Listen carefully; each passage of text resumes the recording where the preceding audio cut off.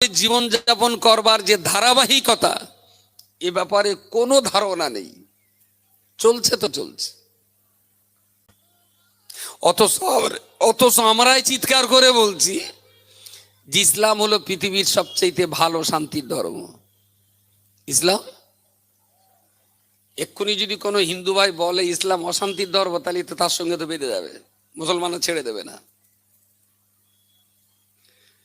যদি এক্ষুনি আমাদের প্রতিবেশী কোনো হিন্দুরা বলে যে ইসলাম অশান্তির ধর্ম, তাহলে তো আমরা হারাহারে করে লেগে যাবো। শুধু লাগবো না, হয়তো বিড়ির পাশায় দম দিয়ে টানতে টানতে যেয়ে লাগবো যে তুমি কেন ইসলামের অবজ্ঞা করলে। আসলে ইসলামকে কেউ দোষারোপ করে না। ইসলাম মেনে চলা মুসলমানদের দুষ্কর্মের কারণে আমাদের চলাফেরা ওঠা বসার দুষ্কর্মের বিস্ময় ফল। তারা মূলত আমাদেরকে দেখে ইসলাম বুঝেছে, তাই তারা এইটা মন্তব্য করে। তারা যদি কোরআন পড়ে জানতো, তারা যদি হাদিস পড়ে জানতো, তারা যদি রাসূলুল্লাহর জীবন আদর্শ পড়ে যদি ইসলাম বুঝতো, তাহলে তারা ইসলামকে দোষারোপ করতো না। আমি হিন্দু ভাইদের কি করে বলবো যে আপনারা কোরআন পড়ুন, হাদিস পড়ুন, হযরত মুহাম্মাদের জীবনী পড়ে দেখুন ইসলাম কত শান্তির ধর্ম। ফটাং করে আমি যে হিন্দু ভাইয়ের পড়তে বলবো, সে যদি ঘুরিয়ে বলে তোমার মুসলমান না পড়তে পারে, তুমি তো আমাদের পড়তে বলছো, কি বলবো আমি? আমার কোনো মুখ আছে সেখানে উত্তর দেওয়ার? এই দক্ষিণদাড়া, তিলডাঙ্গা, পশ্চিম খামারপাড়ার মতন গ্রামগুলোতে আমাদের কোনো প্ল্যান নেই, কোনো প্রজেক্ট নেই। কিভাবে আমরা আমাদের গ্রামের বাচ্চাগুলো বাঁচাবো, কিভাবে আমরা আমাদের গ্রামের বাচ্চাগুলোকে লেখাপড়া শেখাবো, কিভাবে আমরা আমাদের পরবর্তী প্রজন্মের ছেলে মেয়েগুলোকে ভালো জায়গা তৈরি করে রেখে যাব, তার কোনো প্রজেক্ট নেই, তার কোনো পরিকল্পনা নেই। যে যার মতন খাচ্ছে, ধাচ্ছে, ঘুরছে, ফিরছে। বাচ্চাগুলোও তাই। একটা বাচ্চা 7-8 পড়তে পড়তে স্কুলে গেল না, সেই বাচ্চাটার বয়স 14-15 বছর বয়স, রাত 11টার সময় বাড়ি যেয়ে মার ভাত পাচ্ছে, কোনো কৈফিয়ত নেই যে এত রাত পর্যন্ত কোথায় ছিলি, কোনো কৈফিয়ত। বাপের কৈফিয়ত করার হিম্মত নেই, কারণ ওই বাচ্চাটা সেলাই কাজ করে সপ্তাহে 300 টাকা দেয় বাপের হাতে।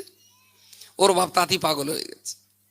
ছেলে কোথায় গেল না গেল, সপ্তাহে কত পায়, আমারে কত দেয়, ও যে টাকাটা রাখে সে টাকাটা কোন পথে খরচ হচ্ছে না হচ্ছে, ওর বাপের কোনো হিসেব নেই।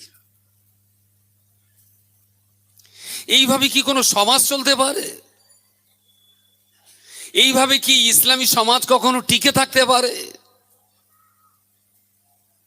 ইন্নাল্লাহা লা ইউগাইয়িরু মা বিকাওমিন হাত্তা ইউগাইয়িরু মা বিআনফুসিহিম। নামাজ আপনি নাইবা পড়তে পারেন, হয়তো প্রচন্ড শীত, নামাজ পড়া অভ্যাস নয়, হয়তো পড়লেন না একদিন। নামাজ পড়াটা যত কষ্টের, গাঁ খাওয়াটা কি তার চেয়ে বেশি কষ্টের না? নামাজ পড়াটা যদি আপনার কাছে কষ্ট মনে হয়, আমি ধরেই নিলাম কষ্ট, চুল্লু আর মদ খাওয়াটা কি তার চেয়ে তো অনেক বেশি কষ্ট না? আমি দেখিয়ে দেবো আপনাকে, চুল্লু খেয়ে, গাঁজা খেয়ে এরকম রাত্রিবেলা বহু মাতাল রাস্তার উপরে পড়ে আছে, খানার ভিতরে পড়ে আছে, তার কোনো খবর নেই। আল্লাহর ইবাদতের এই নামাজ পড়া, কোরআন তেলাওয়াত করা, এগুলো যদি কষ্ট বলে মনে হয়, আমি ধরেই নিলাম কষ্ট, যে এই ঠান্ডার সময় ঠান্ডা পানিতে উজু করাটা সত্যি একটু কষ্ট। এটা যদি কষ্ট বলে মনে হয়, বেনেপাড়া, বকুলতলা আশপাশ করলে দেখা যাবে খোলা আকাশের নিচে রাত 10টা-11টা পর্যন্ত তাস খেলা চলছে। এদের কি কষ্ট হয় না? নামাজ পড়তে তো 15 মিনিট লাগে এশার নামাজ, আর ওখানে তো 3 ঘন্টা ধরে, 1.5 ঘন্টা 2 ঘন্টা ধরে তো খোলা আকাশের নিচে ঠান্ডায় তো তাস খেলা হচ্ছে, তাতে কি কষ্ট হয় না? আসলে আমাদেরই দোষ, আমরা আমাদের সমাজটাকে ইসলাম বোঝাতে পারিনি। আমরা আমাদের প্রতিবেশী অভিভাবকদেরকে আমরা কোরআন বোঝাতে পারিনি, ইসলাম বোঝাতে পারিনি, শরীয়ত বোঝাতে পারিনি। একেবারেই একটা পশুর জীবন যেমন, আমাদের জীবনের ধারাবাহিকতা তেমন, একই রকম ভাবে আমাদের কাটছে। নামকে আসতে ছেলে মেয়েরা কিছু স্কুলে যাচ্ছে, এই দক্ষিণদাড়া তিলডাঙ্গায় যদি আমি জিজ্ঞেস করি যে ছেলেটা কোন ক্লাসে পড়ে, 100-র ভেতরে 99টা বাপ মা ছেলে কোন ক্লাসে পড়ে ক্লাসের নামই বলতে পারবে না। এখানকে একটু ধরাধরি করবো যে কার ছেলে কোন ক্লাসে পড়ে, কার মেয়ে কোন ক্লাসে পড়ে, একটু ধরবো এখানে।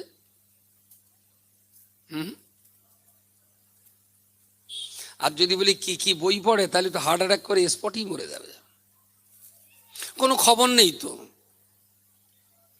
বাচ্চাটা কোন ক্লাসে পড়ে, কি বই পড়ে, মাস্টার কতটা পড়াচ্ছে, কত দূর হয়েছে, পরীক্ষা কোন পর্যন্ত হবে, এ ব্যাপারে বাপ মার কোনো ধারণা নেই। এইভাবে না যদি বাচ্চা কাচ্চা যত্ন করে যদি মানুষ করতে না পারি, তাহলে জন্ম দেওয়াটাই ভুল হয়েছে। সবচেয়ে ভালো ছিল আপনি বিয়ে শাদী না করে যদি খাসি হয়ে যেতেন, তাতে সরকারও কিছু টাকা দিত, আর আপনার ওই ঝামেলা চক্কি এত পইতে হতো না। মানুষ যদি করতে না পারবেন, তাহলে বাপ হওয়ার কোনো দরকার ছিল না। কেনই বা বাপ হতে গেলেন? বাপ হতে গেলে তো, পিতা হতে গেলে তো, আব্বা হতে গেলে তো সন্তানের দায়িত্ব পালন করতে হবে।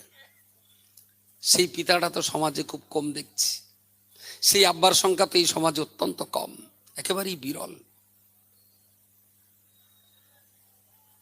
ঠিক এই জায়গাটায় দাঁড়িয়ে সমাজের এই অভিভাবক, গার্জেন, পিতা বলি বা আব্বা বলি, মা বলি বা চাচা বলি, যাই বলি না কেন, যারা আমাদের সমাজের পরিবার নিয়ন্ত্রণ করছে, এই বাবা মা, দাদু দাদি, চাচা চাচি, নানা নানি, আমরা যারা সন্তান সন্ততিদের জনক জননী, অভিভাবক অভিভাবিকা, এখনো যদি আপনি ঠিকমতো ভাবনা চিন্তা করে সন্তান মানুষ করার ব্যাপারে যদি যত্নবান হতে না পারেন, আপনাকেও কিন্তু এই আগুনে একটা টাইমে পড়তে হবে, আপনাকেও কিন্তু এই আগুনে একটা টাইম জ্বলতে হবে। কেউ আপনাকে রেহাই করতে পারবে না। প্রিয় রাসূল সাল্লাল্লাহু আলাইহি ওয়াসাল্লাম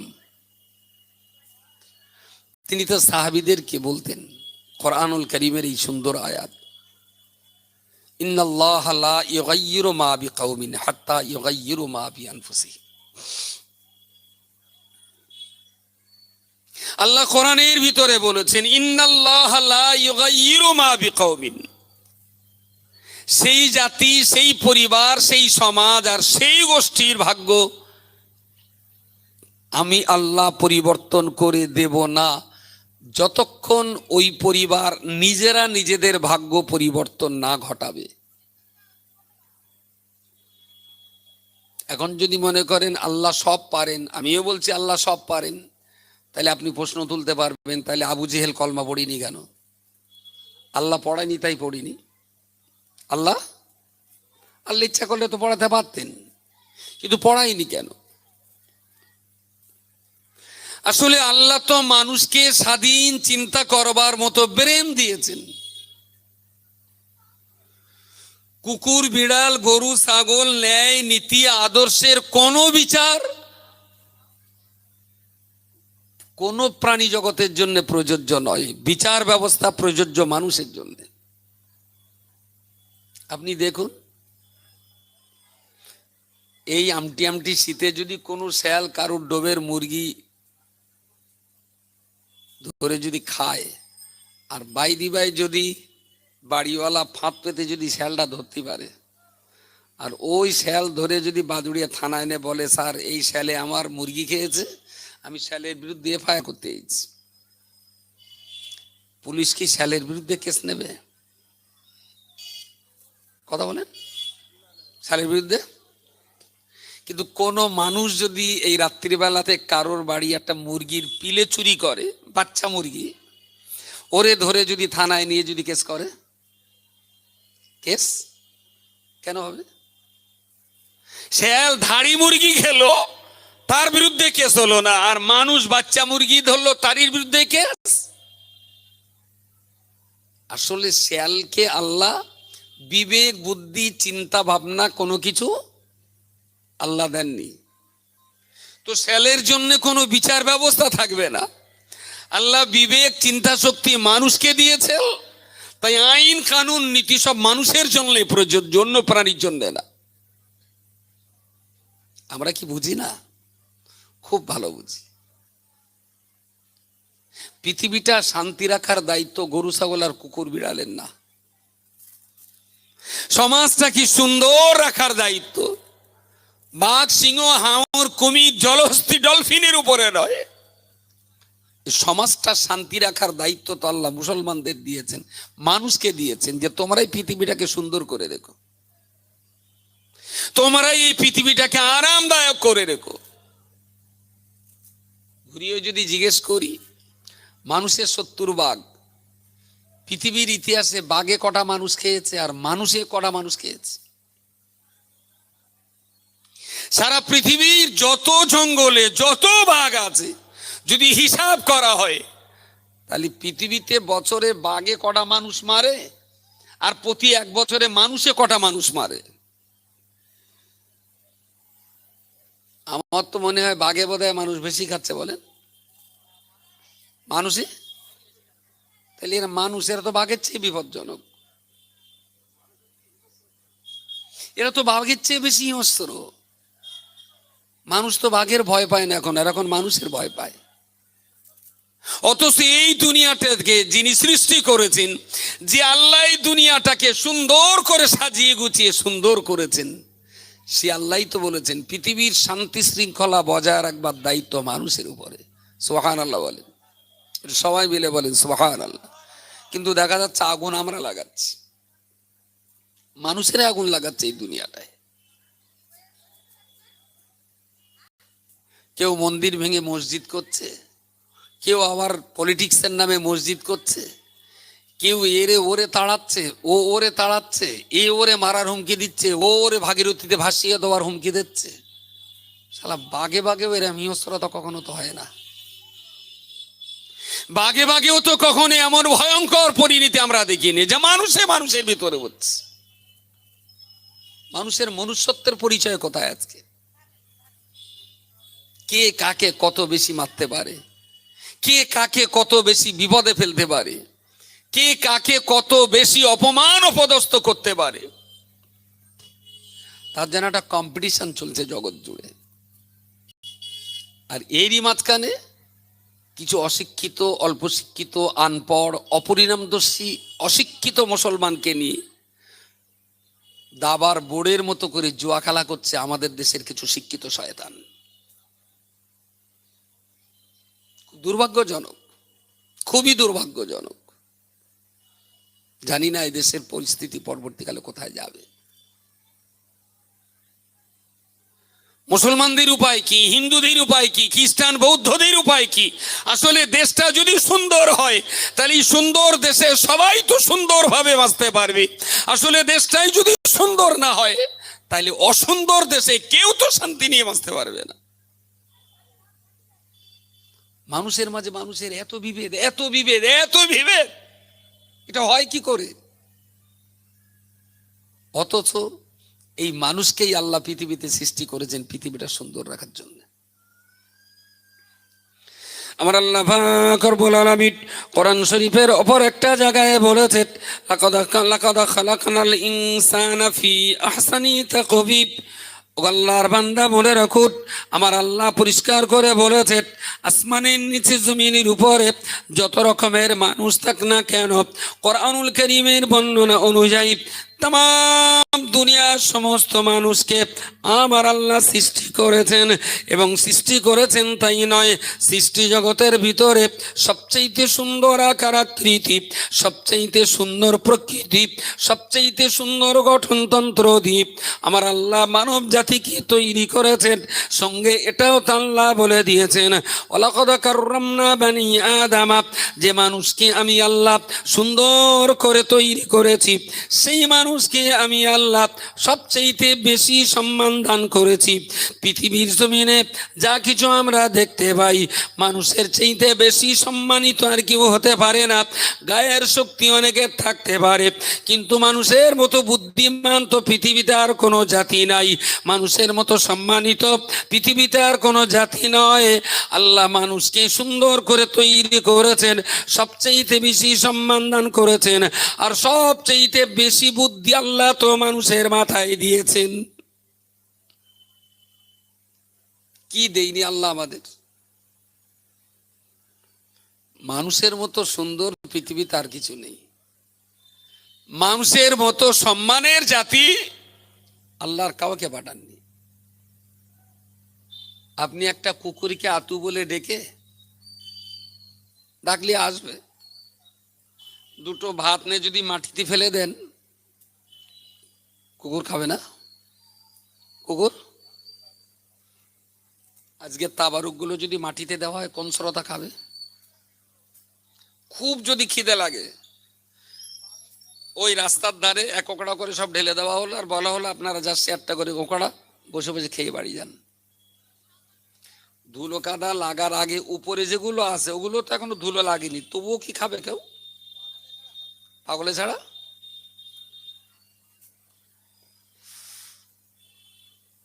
শিয়াল, বিড়িল, বাঁদর, বাঘ, কুমির, জলহস্তি, যাই বলুন না কেন, ওদের খাবারের ভিতরে কোনো সম্মানের প্রশ্ন নেই। খিদে নিবারণ হলেই ওরা খাবে। সে যদি একটা বাঘের ছাগল মেরে দেন, ও একবারও জিজ্ঞেস করবে না যে এটা কি টাকা দিয়ে কেনা ছাগল না চুরি করা ছাগল। বাঘের যদি কেউ ছাগলের গোস্ত দেয়, ওকে জিজ্ঞেস করবে যেটা হালাল না হারাম? হ্যাঁ হ্যাঁ। মানুষের দিলে মানুষে জিজ্ঞেস করলো না, পালুম থালে দিলুম গালে, পাপ নেই কখনো গালে। আচ্ছা বাঘে কি, বাঘে, কুত্তায়, শেয়ালে, রাস্তার ধারে আজকে রাত্রিবেলা শীতকাল তো, এরকম শীতকালে আমরা রাত বিরাত যাই, প্রচুর শেয়াল দেখা যায় রাস্তায়। কোনো একটা এরকম এরকম বড় বড় ডিশে যদি এই হেদের পুকুরি এখানে এখানে ওখানে দু চার জায়গায় যদি এরকম বড় বড় ডিশে যদি কিছু বাংলা মাল এনে যদি রাত্রি ডিশে রেখে দেওয়া হয়, প্রচুর শেয়াল কুকুর তো রাত্রি বেড়ায়। ও বাংলা মাল যার ডিশে আছে, কোনো শেয়াল কুকুরই ওই চুল্লু খাবে বলে মনে হয়? যদি সকালে উঠে দেখেন চারটেই দিলাম, তা তিনটে চুল্লু নিকো, তাহলে কি মনে হবে যে বইকারার শাল না দক্ষিণ দাঁড়ার শাল? কারা খাবে? একদম খোলা জায়গায়, কোনো কেস না, মামলা না, মকদ্দমা না, কিচ্ছু না, খোলা জায়গায় দিয়ে রাখবেন। শ্যালে কোনোদিন ওতে মুখও দেবে না, ওকে ও ত্রিসীমানা যাবে না, কুকুরও যাবে না। কিন্তু পয়সার অভাবে যে আজকে চুল্লু কিনতে পারিনি, সে ভাববে এটা আমার দোয়া কবুল করে আল্লাহর ফেরেশতা আমার জন্য পাঠিয়ে দিয়েছে। অসম্ভব রকমের নেয়ামত মানুষ খাবে। কি এরা একবারও বুঝতে চাইল না যে আমি শিয়াল না, কুকুর না, বিড়েল না, জলহস্তি না, আমি কাঁকড়া বিচে চেলা কিনটা কে উঠে গোফর নই, আমি মানুষ। তাম পৃথিবীর সকল সৃষ্টি আল্লাহ আমার জন্য বানিয়েছেন, আর আমাকে আল্লাহ সৃষ্টি করেছেন আল্লাহর গুণগান করার জন্য। বলুন সকলে সুবহান আল্লাহ, সুবহান। এদেশে ধারণাই নেই, একেবারে শিয়াল কুত্তার চেয়ে জঘন্য জীবন যাপন।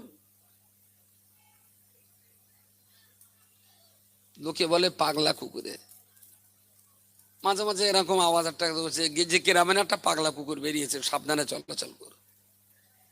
ও সব জায়গায় কখনো এরকমটা হয়, দু চারটে মানুষের কামড়ায়, আবার তাদের ইঞ্জেকশন টান দিয়ে হসপিটাল থেকে চিকিৎসা করার ব্যবস্থাও হয়, ফ্রি ইঞ্জেকশনের ব্যবস্থাও আছে। পাগলা কুকুরই কামড়ায়। বছরে পাগলা কুকুরি যদি 20টা মানুষকে কামড়ায়, তো আমার মনে হয় বছরে পাগলা মানুষে 20,000 মানুষকে কামড়াচ্ছে। আমার কথা বোঝা যায়নি? পাগলা কুকুর যত মানুষকে কষ্ট দেয় পাগলা মানুষ, আর সত্যিকারের যে মানুষগুলো মানুষকে কষ্ট দিচ্ছে এরা কি সত্যি সত্যি পাগলা মানুষ? এদের ব্রেন কিন্তু ঠিক আছে, খুব শুট পলিসিতেই এরা মানুষ মারার কাজ করে, খুব শুট পলিসিতে, খুব ঠান্ডা মাথায় মানুষ মারে। কিন্তু একবার যদি ভাবতাম যে আমি যার মারতে যাচ্ছি সেও মানুষ আমিও মানুষ, সেও মানুষ আমিও মানুষ, আরে যার মারতে যাচ্ছি সে মুসলিম না হিন্দু, খ্রিস্টান না পাদ্রী, বৌদ্ধ না শিখ, কই চিকিৎসা করার সময় কেউ তো দেখিনি এই ডাক্তারটা হিন্দু না মুসলমান। হসপিটালের বেডে যখন রক্তের প্রয়োজন হয়, আমি প্রচন্ড রোগ যন্ত্রণায় কষ্ট পাচ্ছি, তখন যখন আমাদের ব্লাড দেওয়া হয় তখন থেকে প্রশ্ন তোলে না যে রক্তটা কার রক্ত, মুসলমানের রক্ত না হিন্দুর রক্ত? চিকিৎসার সময় তো এটা দেখা হয় না যে ডাক্তারটা হিন্দু না মুসলমান। গাড়িতে ওঠার সময় তো এই চিন্তা হয় না যে ফ্লাইটের পাইলট হিন্দু না মুসলিম। আর প্রশ্ন এসে যায় মানুষ মারার সময় এইটা হিন্দু না এইটা মুসলিম বাছাই করে করে মার। এটা কি কোনোদিন মানুষের কাজ হতে পারে? মানুষ আর যাই হোক মানুষকে কষ্ট দিতে পারে না। প্রিয় নবী মুহাম্মদুর রাসূলুল্লাহ সাল্লাল্লাহু আলাইহি ওয়াসাল্লাম এই শান্তির বাণী নিয়ে তিনি মক্কা থেকে তায়েফ নগরীতে প্রচার করতে গেলেন। তায়েফের জনগণকে শান্তির বার্তা তিনি দেওয়ার চেষ্টা করলেন। মদ পান করতে নেই, পিতামাতার সেবা যত্ন করতে হবে, কখনোই চুরি করবে না, কষ্ট মেহনত করে হালাল পয়সা রোজগার করবে, মানুষের কখনো কষ্ট দেবে না, রাস্তার উপরে কষ্টদায়ক জিনিস কখনো ফেলে রাখবে না, কোনোদিন মানুষের সঙ্গে প্রতারণা করবে না, কোনো মানুষের খাবার কখনো কেড়ে খাবে না, ক্ষুধার্ত মানুষ পেলে নিজের খাবার ক্ষুধার্ত ব্যক্তিকে খাওয়াবে। খবরদার খবরদার, পৃথিবীর জমিনে অশান্তি সৃষ্টি করো না, সবাই মিলেমিশে বসবাস করবে। এই শান্তির বার্তা তায়েফের জনগণকে বোঝাতে গেলেন। তায়েফের মানুষেরা রাসূলুল্লাহর কথা তারা শুনল না, উল্টে প্রচণ্ডভাবে মারপিট করলো। বাচ্চা ছেলে মেয়েদেরকে রাসূলুল্লাহর বিরুদ্ধে লিলিয়ে দেওয়া হলো। ওরা পাথর বেড়ে বেড়ে নবীর দেহকে রক্তাক্ত করে দিল। একটা সময়ে নবী আমার হুঁশহারা হয়ে পড়লেন।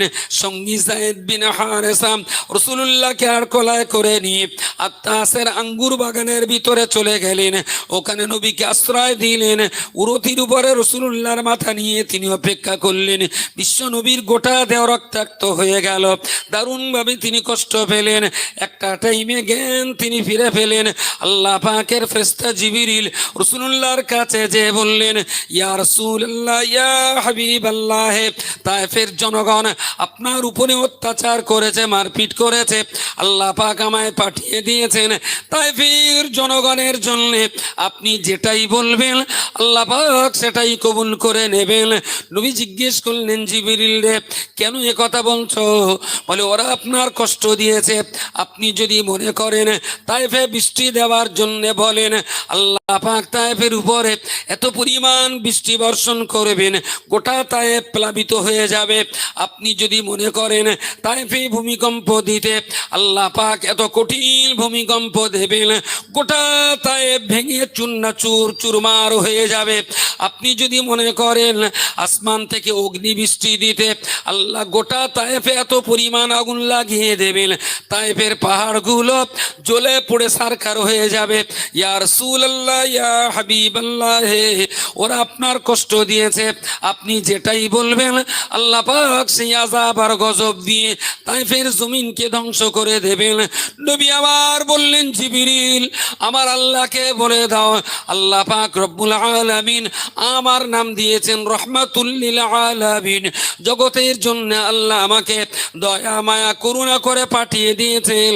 আমি যদি অন্যের জন্য বদদোয়া করি, আমি যদি অন্যের জন্য শাস্তি চাই, আমি যদি অন্যের জন্য গজব ডেকে আনি, তাহলে তো আল্লাহ পাকের দেওয়া রহমাতুল লিল আলামিন এই নামের মর্যাদা তো রক্ষা করা যাবে না।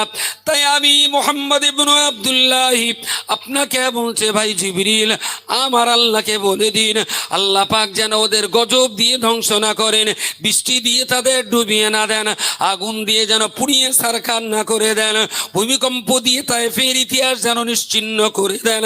আজকের দিনে ওরা আমার শান্তির কথা না ভাবলেও, ওরা আমার শান্তির বার্তা গ্রহণ না করলেও, ওরা পৃথিবীর জমিনে বেঁচে থাকবে, ওরা দুনিয়ার জমিনে বেঁচে থাকুক, সামনে এমন একটা দিন আসবে ওরা আমার শান্তির কলমা না পড়লেও ওদের ছেলে পিলেরা আমার শান্তির বার্তা মেনে নেবে। সবাই মিলে বলেন সুবহানাল্লাহ। যে মুহাম্মাদুর রাসূলুল্লাহকে আল্লাহ শান্তি প্রতিষ্ঠার জন্য পাঠালেন, এত আক্রান্ত, এত রক্তাক্ত, বেহুশ হয়ে বললেন, হুঁশ পেরে বলছেন ওদের মারার দরকার নেই, থাক না, আরে ওরা হয়তো আমাকে চিনতে পারেনি, বুঝতে পারেনি, একটু মেরেছে, ওরা আমার এই শান্তির বার্তা না নিলে ওদের ছেলেপেলের একদিন এই বার্তা বলেন গ্রহণ করবে। যদি ওরা সপরিবারে ধ্বংস হয়ে যায় তাহলে আমি শান্তির বার্তাটা শোনাবো কার? ওরা বেঁচে থাকুক। এই যদি হয় হযরত মুহাম্মাদের আদর্শ, তাহলে সেই আদর্শের অনুপ্রাণিত মুসলিম কি করে পারে এত অসহিষ্ণু হতে?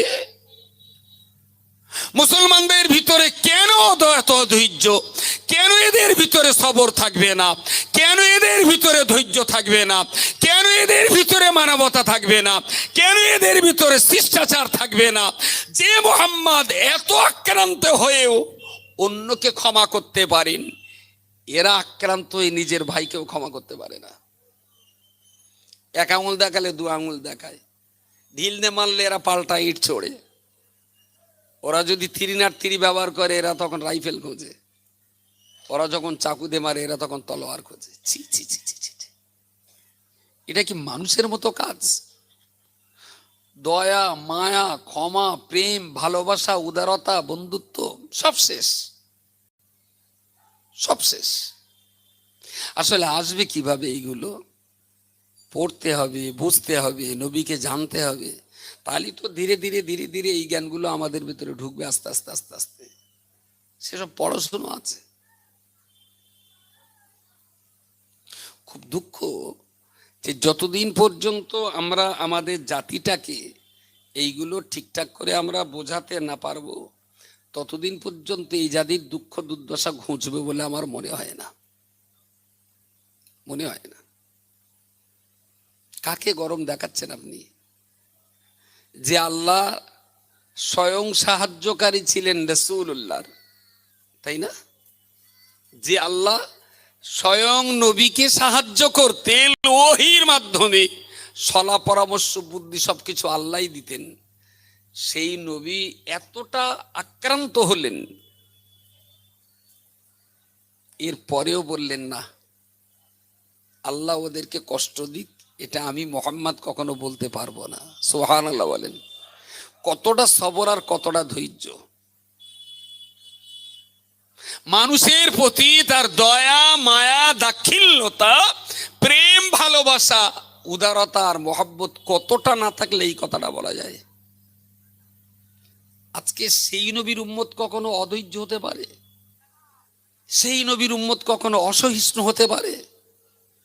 সেই রাসূলের উম্মত এত হিংসা প্রতিহিংসার আগুনে কেন প্রজ্বলিত হয়? সেই নবীর উম্মত আজ কেন এত বেশি মারমুখী হয়? খুব কষ্ট এইগুলো। আসলে ভারতবর্ষের মতো জায়গায় সত্যি সত্যি আপনি যত বেশি নবীর আদর্শে অনুপ্রাণিত হতে পারবেন, তত বেশি প্রতিবেশীদের ভিতরে আমরা একটা ভালো মেসেজ দিতে পারবো যে সত্যি ইসলাম শান্তির ধর্ম।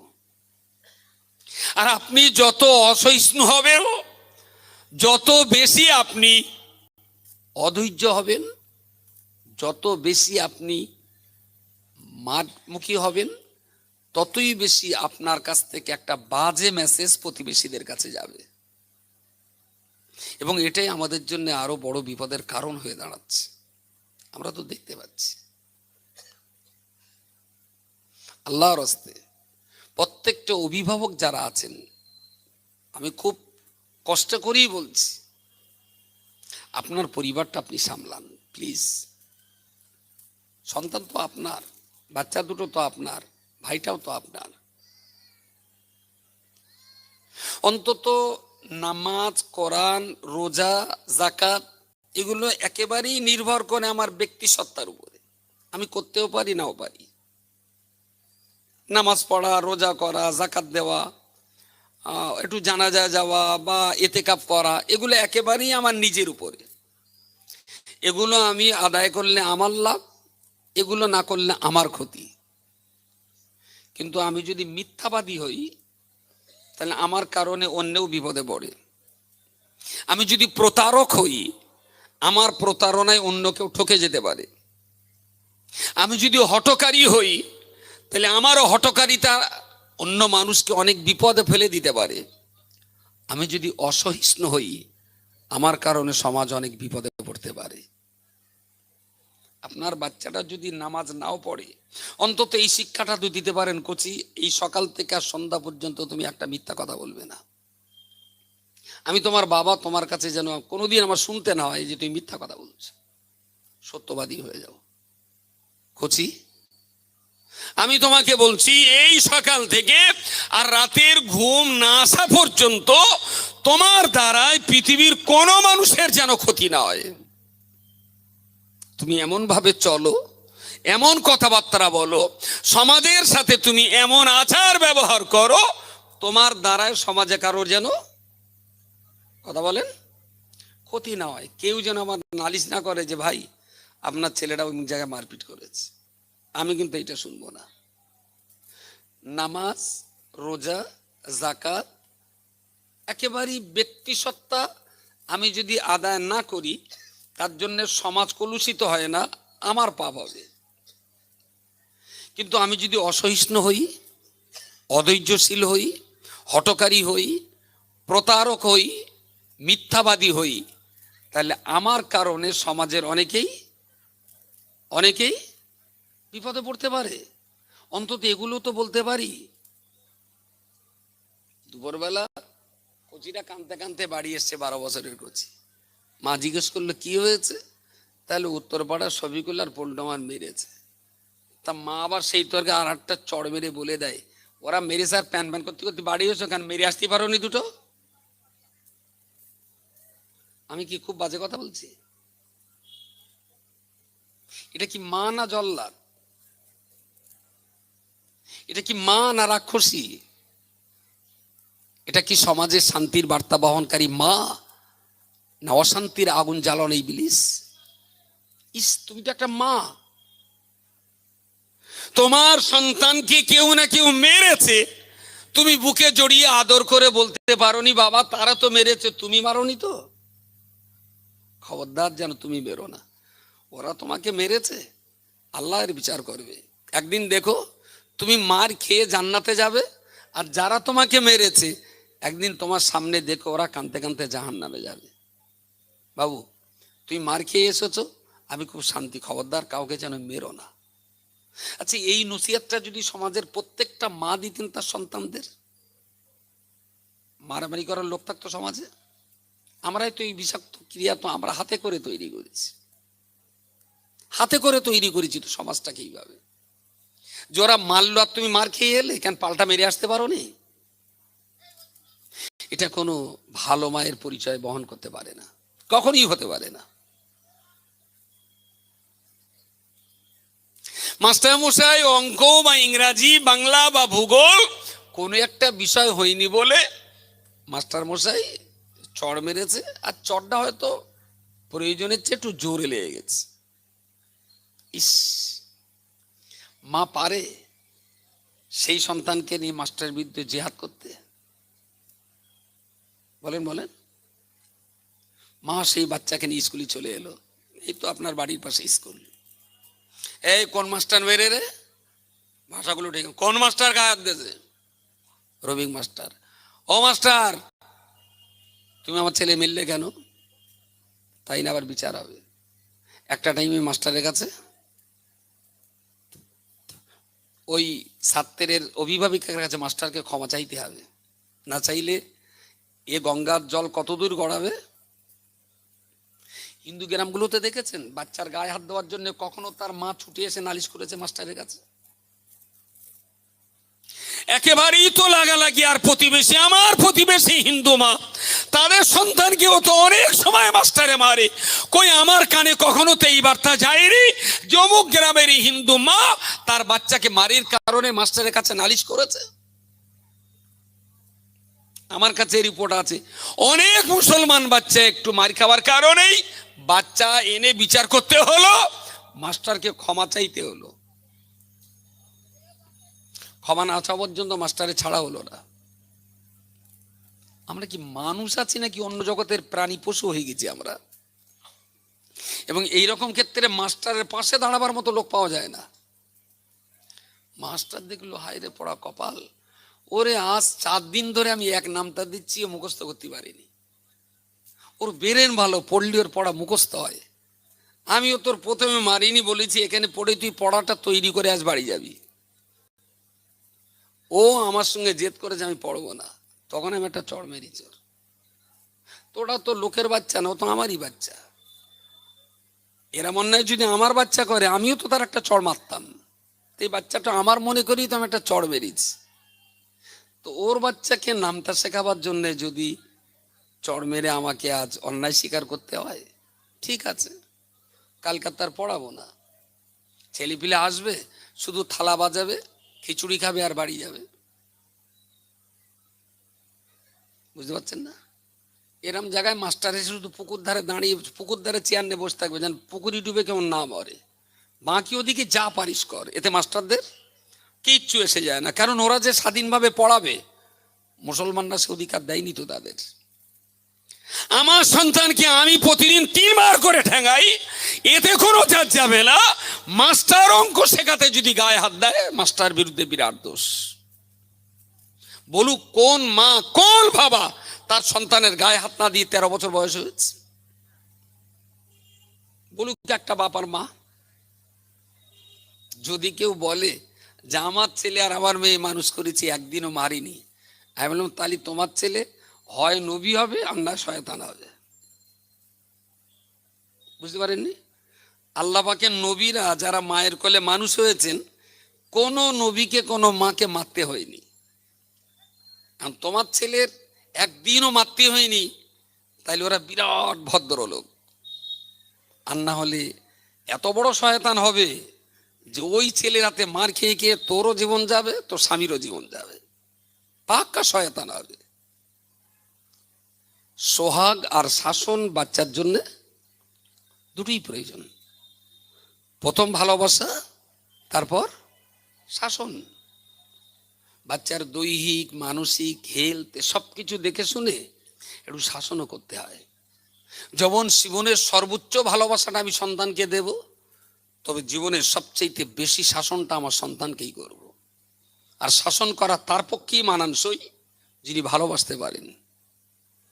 যে ভালোবাসতে পারে না তার পক্ষে শাসন করা কখনই সম্ভব নয়। একদিকে হয়তো ওই ওলন দেখেছেন তো, রাজমিস্ত্রি যে দেয়াল তৈরি করে, দেয়ালগাতে ওলন এরম একটা কাঠ থাকে, আঙুল তো আমার টেরা বেকা ঠিক সোজা দিক, এই দুটো দিই, তাও তো ভালো আছে। ধরুন এইটা এরম মাঝখান দিয়ে সুতো দিয়ে ঝোলে একটা লোহার লাট্টু টাইপের, তাই না? লাট্টু টাইপের একটা নিচে ঝোলে, আর এইটা দেয়ালের গায়ে ধরতে হবে। আর এই সোজা ঝুলে ওই লাট্টুর কানাটা যদি দেয়ালের গায়ে ঠিক মিলে যায়, তাহলে বুঝবে দেয়ালটা। এই কাঠটারে কি বলে আর নিচেরটারে কি বলে? দুটো মিলে তো হলো। এইটারে কি বলে আর নিচেরটার কি বলে? কি বুঝতে পারিনি? সাঁড়াশি, ডাঁড়াশি, গ কয়াকার রয়াকার কাড়াশি। হ্যাঁ ঠিক আছে তো, কাড়াশি। এই কাঠটাকে যদি কাড়াশি বলা হয়, নিচের লাট্টু মোটনটা কি বলে? ওইটা হলো না, এটা কাড়াশি। দেয়ালটা সোজা রাখার জন্য মিস্ত্রির জন্য যেমন জরুরি একটা কাড়াশি আর একটা ওলন, সন্তানটাকে স্ট্রেট বাইপাস সোজা করে দাঁড় করাবার জন্য একটা শাসনের দরকার আর একটা সোহাগের দরকার। যার হাতে শাসন আছে তো সোহাগ নেই, সে হলো এক নিষ্ঠুর প্রাণী। আর যে বাবা মার আছে, ভালোবাসা আছে কিন্তু শাসন নেই, তার বাচ্চা কাচ্চা একদিন আতঙ্কবাদী সন্ত্রাসবাদী তৈরি হবে। কারণ জীবনে তো কারোর ধমক খায়নি, আর বড় হয়ে কারোর ধমকও সহ্য কর, মানে কেউ ধমক দিলেও পাল্টা ধমক দেবে। তো ঘরের দেয়ালটা সোজা করার জন্য যেমন ওলন জরুরি, সন্তানকে সোজা করার জন্য তেমন সোহাগ আর শাসন দুটো খুব জরুরি। কিন্তু খুবই দুর্ভাগ্য, অনেক ক্ষেত্রে আমরা আমাদের সন্তানদের শাসন করি, কিন্তু মাস্টারের শাসন আমরা কখনো কখনো মেনে নেই। তবে আবার এটা ঠিক, যদি প্রাইভেট মাস্টার মারে সেটা আবার বাপ মা মেনে নেয়। শুধু গ্রামে না, ওটা পয়সা দিয়ে মার খাওয়াতে হচ্ছে, আর এটা ফ্রি মার খাওয়াচ্ছে। যেহেতু মাস্টারের মাসে 700 কোটি টাকা দিতে হয়, তাহলে মাস্টার কেন একবার মারবে না? আর এটা ফ্রি মাস্টার, ও মারবে কেন? এটা তো পয়সার মাস্টার, সুতরাং মারতে পারে। আমি এই জায়গাটায় দাঁড়িয়ে আমার প্রতিবেশী এই দক্ষিণ দাঁড়া, তিলডাঙ্গা, পশ্চিম খামারপাড়া, আমার গ্রাম বইকারা, একটা চরম জঙ্গলের রাজত্বে আমরা বসবাস করছি। কোনো শাসন নেই, কোনো নিয়ম নেই, কোনো কানুন নেই। রাত 1:30টার দিকে আমি বাড়ি এসছি, ঘরে যে সবেমাত্র তখন দুটো বেজে গেছে, শুয়েছি, দেখে একটা গাড়ির আওয়াজ আর একটু কথা বলার আওয়াজ। গাড়িটা আমার বাড়ির সামনাসামনি এসে আওয়াজটা বন্ধ হলো, একজন কথাবার্তা বলছে, কথার টোনটা ভালো না। আমি উঠে এসছি, এসে দেখি একটা অটো বাঁধা আছে, আর সামনে একজন আর কি টলাটলি হচ্ছে, আর বিরাট মোটা মোটা কথা, ইচ্ছা করলে এই গাড়ি এখান থেকে ছুড়ে দেবো, এত কিলোমিটার দূরে গিয়ে পড়বে, ইচ্ছা করলে আমি যখন তখন দিল্লি যেতে পারি। তার মানে একটা বিরাট বড় জমিদারি তাল। মাঝে মাঝে মনে হচ্ছে গিয়ে কি দুটো বাড়ি কুসকে দেবো, আবার মনে হচ্ছে আমি মারলি যদি ভালো হতো, তাই নেই মারতাম। আর আমি যদি মারি, কালকে তো তারও টেনশন করবো যে ভাই আমার মেললো, হয়তো 3 গ্লাসের জায়গায় 4 গ্লাস খাওয়াই, সে তো আবার সর্বনাশ। তো বলি ওর নেশাটা কাটুক, সকালে একবার যাবো ওর বাড়ি। তা দেখলাম আমি যখন তখন ফিরছি, ততক্ষণ ওর ঘুম ভাঙেনি, বলে একদিন ধরবো ওর আমি। রাত 2টার সময় একটা মুসলমান ঘরের বাবা, সে কখনো মদ খেয়ে চলতে পারে? সে তো আমার প্রতিবেশী। তো আমার মনটা এত খারাপ হলো যে আমি কাদের মাঝখানে বাস করছি, কোথায় বাস করছি? যেখানে আমার বসবাস, আমার চারিপাশটা যদি ভালো না থাকে, তাহলে আমি নিজেও তো ভালো থাকতে পারবো না। আমার চারিপাশটা যদি ভালো থাকে, তাহলে আমি নিরাপদ, আমার সন্তানগুলোও নিরাপদ। তাহলে আমার ডিউটি আমার নিজেকে ভালো থাকা, আমার চারিপাশটাকে ভালো রাখা, এটাও আমার ডিউটি। ওরা ভালো হবে না হবে আল্লাহই জানবেন, তবে আমার চেষ্টাটা করে যেতে হবে। আমি যদি চেষ্টা না করি, তাহলে হয়তো আল্লাহর কাছে ধরা পড়তে হবে। তবে এখনো বিশ্বাস আছে, ওরা হাত ধরলি একেবারে যে ছিনিয়ে এনে বেরোবে, এটা আমার ঠিক মন বলে না। হয়তো নেশাটা ছাড়বি কিনা জানি না, অন্তত মাথা নিচু করে দাঁড়াবে। আমরা যদি সবাই মিলে একটু চেষ্টা করতে পারি। কিন্তু আমাদের সমাজে একটা খুব বাজে কথা আছে, এই কথাটা একদম মনে হয় যে ওই কথাটা যদি ধারে কাছে পেতুম, কথাটারে মার্ডার করা খুব জরুরি। যে বাড়ির ভাত খেয়ে বোনের বসে দাঁড়াবো, যে মদ খাচ্ছে ও তো আমার ছেলে না, যে জুয়া খেলছে ও তো আমার মেয়ে না, যে চুল্লু খাচ্ছে ও তো আমার ভাই না। আরে চুল্লুখোর, মদখোর, গাঁজাখোর, মিথ্যাবাদী, প্রতারক, ঠকবাজ, এরা তোর কেউ না, তাই বলে কি তোর কোনো দায়িত্ব বর্তায় না? তুই তো এই গ্রামের নাগরিক, তুইও তো ভাই এই গ্রামের নাগরিক। তাহলে পাপ, খারাপ, নোংরামিটা আপনি এগিয়ে আসুন, আমিও এগিয়ে আসি, সবাই মিলে একটু চেষ্টা করলে হয়তো আমরা কিছুটা হলেও সাফ করতে পারতাম। কিন্তু মানুষ, কিছু শিক্ষিত ঠান্ডা জামার বুদ্ধিজীবী শয়তান আছে, ওদের ভাবনা চিন্তা এইরকম, এই পাড়ার ভেতরে তো আমার ছেলেটাই তো বিয়ে পড়ছে, আর এরা সবাই যদি পড়ে তাহলে চাকরিতে বিরাট কম্পিটিশন হবে, আমার ছেলে চাকরি নাও পেতে পারে। সুতরাং এরা জাহান্নামে যায় যাক, আমার ছেলেটা একা পড়ুক, তাহলে কম্পিটিশন কম থাকবে। আমার ছেলে চাকরিটা, এরম কিছু শিক্ষিত শয়তানও আছে গাঁ গ্রামে। ওই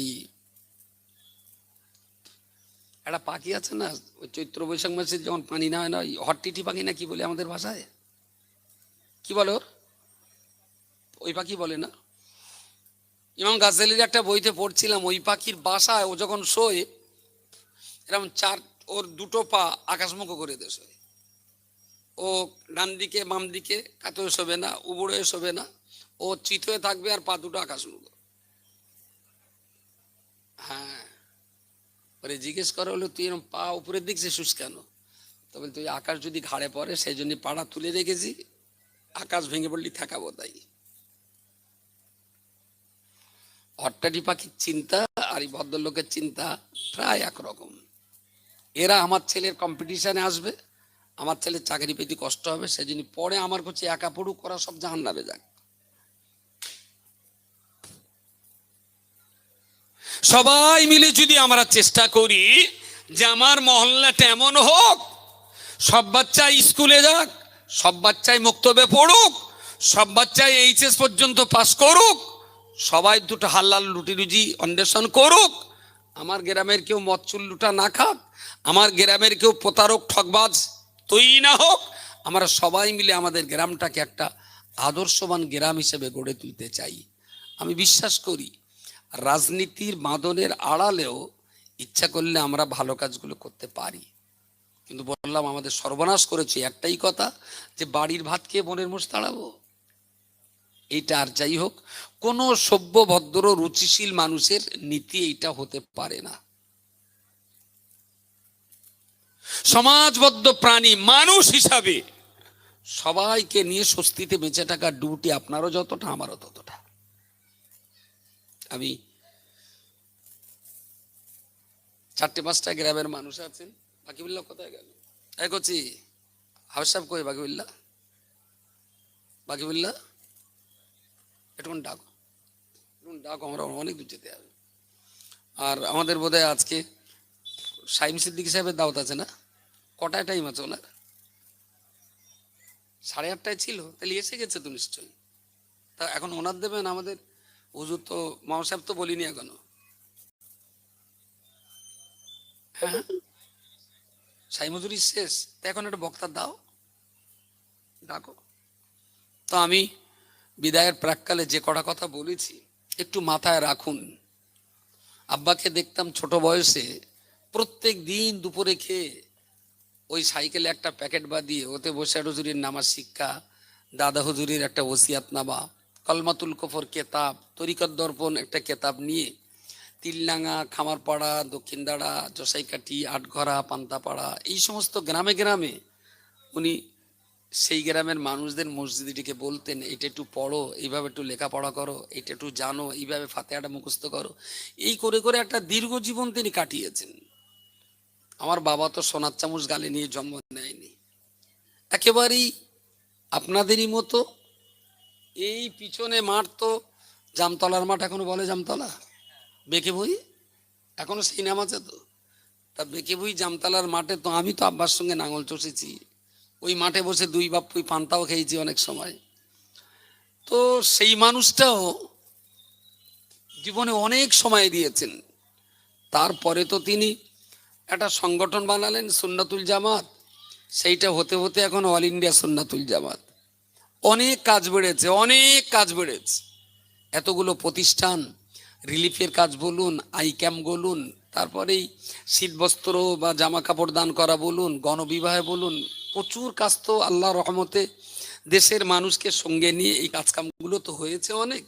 আর এখন সবচেয়ে যেটা বেশি আমরা যত্ন সহকারে লক্ষ্য করছি সেটা হলো এডুকেশন ডিপার্টমেন্টটা।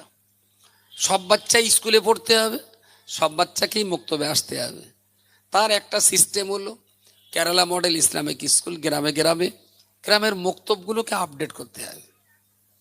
আমাদের মক্তবগুলো হচ্ছে, তার বছরে কোনো পরীক্ষা নেই, তার সুনির্দিষ্ট কোনো সিলেবাস নেই, মক্তবগুলোতে কোনো ক্লাসিক্যাল সিস্টেম নেই, মক্তবগুলোতে কোনো কম্পিটিশান নেই, মক্তবগুলোকে দেখার কেউ নেই, পড়াশোনার উন্নতি অবনতির মূল্যায়ন করবার কোনো ভিজিটার টিম নেই, তাহলে পড়াশোনা কি হতে পারে বলুন? পুরনো কালের যে মক্তব তার চলার দশা এরকম।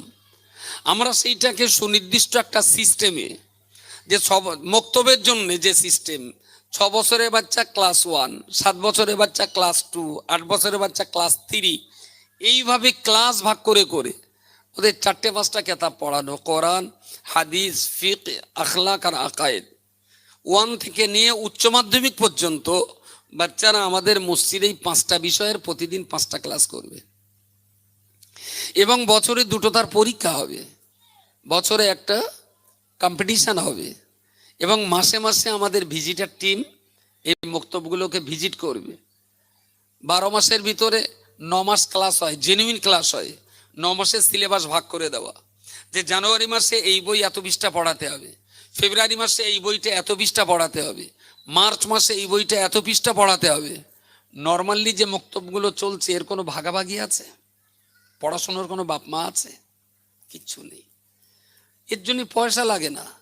একটু গ্রামের যুবকরা একটু সময় দিলে একটা গ্রাম সুন্দর করে সাজানো যায়, গোছানো যায়। কিন্তু খুবই দুর্ভাগ্য, মানুষের কোনো চাহিদা নেই। একই ছাদের তলায় আমরা 6টা শিফটে একটা গ্রামের ডেভেলপমেন্টের জন্য ভাবি। সকাল 6টা থেকে 8টা 3 থেকে 7 বছরের বাচ্চাদের, 3 থেকে 6 বছরের বাচ্চাদের পড়াশুনো। আমরা 8টার সময় ওদের ছুটি দেব, ওরা গোসল করবে, খাবে, ICDS-এ যাবে। সকাল 8টা থেকে 10টা এই 2 ঘন্টা প্রাইমারি লেভেলের বাচ্চা, ওরা 10টায় বাড়ি আসবে, গোসল করবে, খাবে, প্রাইমারি স্কুলে যাবে। বিকেল 2টো থেকে 4টে এই 2 ঘন্টা মায়েদের জন্য ক্লাস।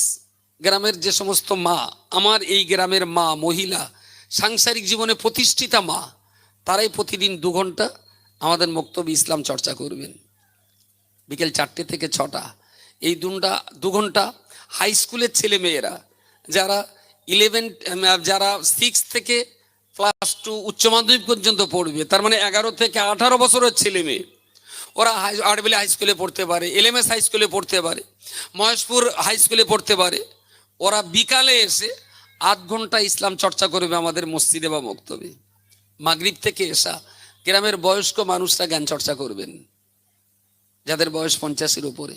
এশার নামাজের পর থেকে রাত 10টা গ্রামের যুবকরা একটু পড়াশুনো করবে। একেবারেই সকাল 6টা থেকে আর রাত 10টা পর্যন্ত গ্রামের মসজিদ মক্তব সবসময় জমজমাট থাকবে। এবং এইরকম একটা গ্রামে আমি গ্যারান্টি দিয়ে বলতে পারি ঝগড়া থাকবে না, হিংসা ধীরে ধীরে কমে যাবে, মানুষ নিজের চিন্তায় বিভোর হয়ে যাবে যে আমার ভবিষ্যৎ কি, আমার বাচ্চাদের ভবিষ্যৎ কি। আসলে এদের তো বোঝানো হয়নি, এরা তো জানেও না। আমার কথাটা আল্লাহর রাস্তায় খারাপভাবে নেবেন না। আমাদের গ্রামে একটা মদ্দা কুকুর আছে, ওরে লালু বলে, আর শরীর স্বাস্থ্য খুব ভালো। মাস 3 আগে ও মোটামুটি যেখানে যা বীজ কলা ছিল সব ধান ছড়িয়ে দিল। এখন সেই সব মোটামুটি বীজ পাতা গ্রামের এই প্রান্ত থেকে ও প্রান্ত মতো ছড়িয়ে গেছে। তা প্রায় 43-44টা ওর বংশধর এখন বইকারা গ্রামে দাপটে বেড়াচ্ছে। এখন লালু ধান ছড়িয়ে দিয়েছে, চারা হয়ে গেছে, সারা গ্রামে ছড়াচ্ছে। এখন কোন বাচ্চাটা সাইকেলের তলায় যাচ্ছে, কেডা ইঞ্জিন ম্যানের তলায় যাচ্ছে, কেডা কাজ চুলোয় পড়তেছে, লালুর কোনো টেনশন আছে? আমার কথা পাওয়া যায়নি? লালুর কোনো টেনশন? ও মাল বীজ পাতাতে খালাস। ইউ ঠিক লালু ভেনা উৎপাদন করে ছেড়ে দিল, গাঁজা খাচ্ছে না চুল্লু খাচ্ছে, তেরঙ্গা খাচ্ছে না মাল খাচ্ছে, সে ভাত খাচ্ছে না পচা পান্তা খাচ্ছে। 2 পেয়ে লালুরও কোনো খবর নেই, 4 পেয়ে লালুরও খবর নেই। আমরা কি লালুর আব্বা না মানুষের আব্বা? ভাবতে ইচ্ছা হচ্ছে। একটা বাবা মা তার সন্তানকে খোঁজ রাখবে না যে তোমার পড়া না, শোনো না, স্কুল না, কলেজ না, তোমার বাড়ি আসতে রাত 11টা বাজে কেন, কোথায় ছিলে বলো?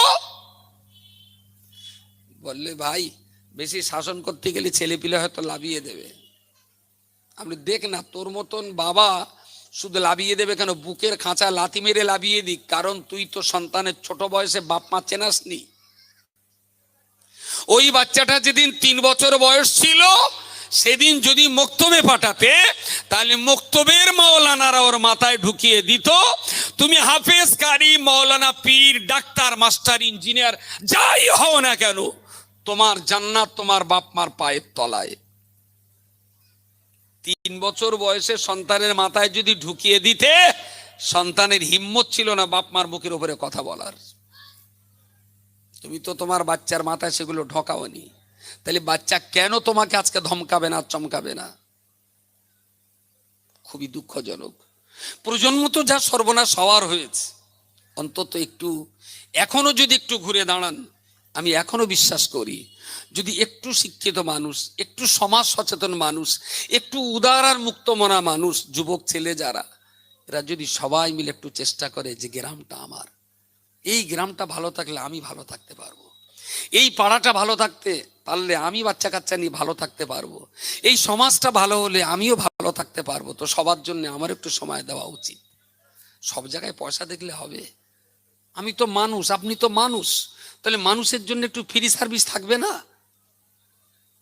আপনি বলুন, এই রাস্তার উপরে কেউ যদি এখন অ্যাক্সিডেন্ট করে পড়ে, তাহলে অ্যাক্সিডেন্ট করার রুগীর সঙ্গে কি পয়সা চুক্তি করে তারপর হসপিটালে যাবেন? অনেক যুবক ছেলে আছে, ওর জ্ঞান না ফিরলেও এরা অন্তত একজন পিছনে বসে, একজন বাইক চালিয়ে ওকে আড়কলা করে ধরে, বহু ছেলে আছে এই গ্রামে, তারা রুগীটাকে ধান্য করিয়ে নিয়ে যাবে। এখনো পৃথিবীতে দয়া, মায়া, মমতা উঠে যায়নি, মনুষ্যত্ব এখনো পরিপূর্ণ হত্যা হয়ে যায়নি, এখনো পৃথিবীতে মনুষ্যত্ব টিকে আছে।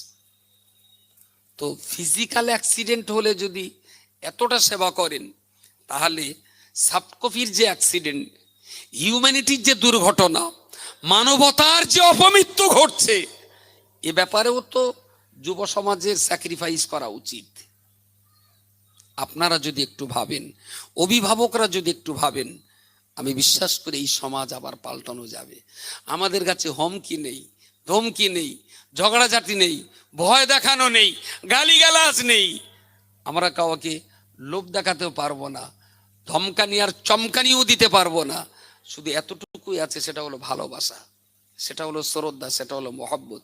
এইটুকুও যদি সমাজকে দিতে পারি, আশা করি সমাজের অনেক মানুষ অনেকের কথাই শুনবে। যদি কেউ কারোর কথা না শুনবে, তাহলে বলুন আমার কথা আপনারা শুনছেন কেন? বলুন বলুন।